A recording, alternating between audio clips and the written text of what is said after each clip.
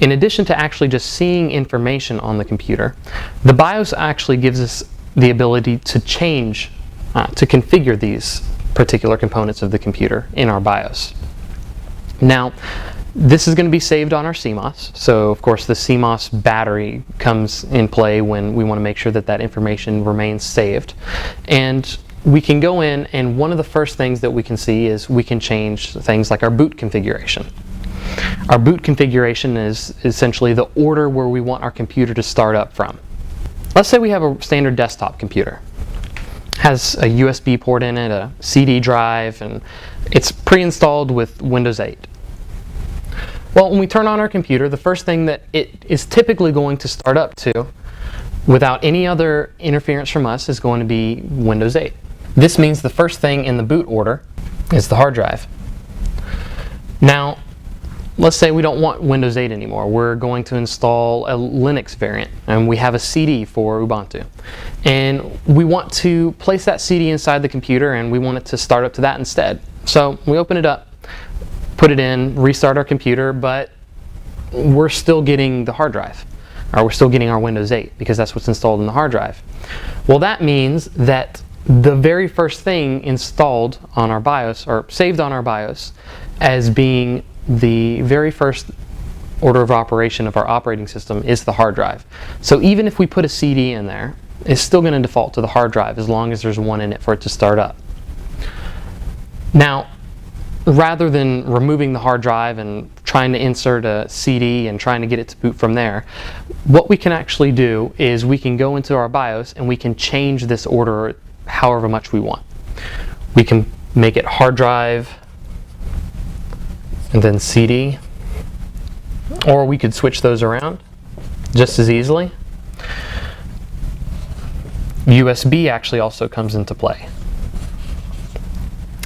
because you can install operating systems on USBs and run them from there. So those can be moved around as we like, and sometimes they may not even be available or currently turned on, such as PXE booting. PXE booting is also what's known as network booting. It's when you say you're working as a tech support for a big company and you are trying to turn on a computer and trying to connect it out to the network to re-image it from a server that hosts imaging files. The way that you're going to do that is by PXE booting. You're going to turn on that computer, it's going to go out and ask for where the imaging server is, and it's going to receive that information and connect to that server for the operating system. That may be disabled sometimes by default on computers, and we have to go into the BIOS to enable that. And if we want that to be our first option, we would have to, of course, again, switch that all around. So this was just a quick rundown on how we can actually change our boot order through our BIOS. So we've seen how to change our boot order in our BIOS, and we're going to also go through enabling and disabling devices. Now, enabling and disabling devices essentially means the input-output devices that are attached to our computer, maybe our external USB ports, the certain sound cards or disk drives. Those can all be turned on or turned off through our BIOS. Again, it's just going to be a simple starting up the computer, hitting F2, and going through our different BIOS options in order to find where we want to enable or disable those. So our input and output devices we can enable and disable. We can also change our wake on LAN.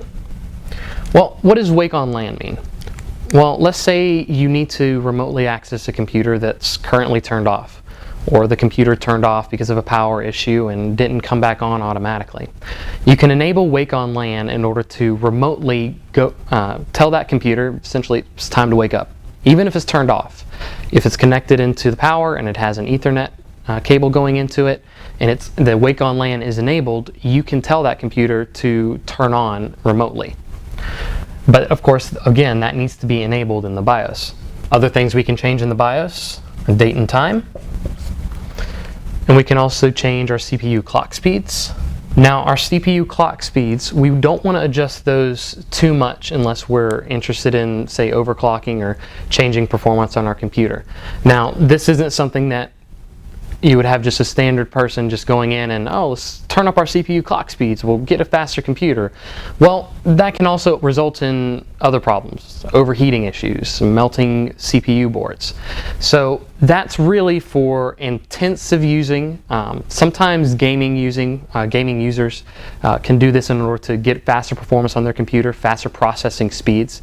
But this requires a lot of research beforehand and a lot of specific research as far as your individual CPU goes and the individual motherboard handling can go.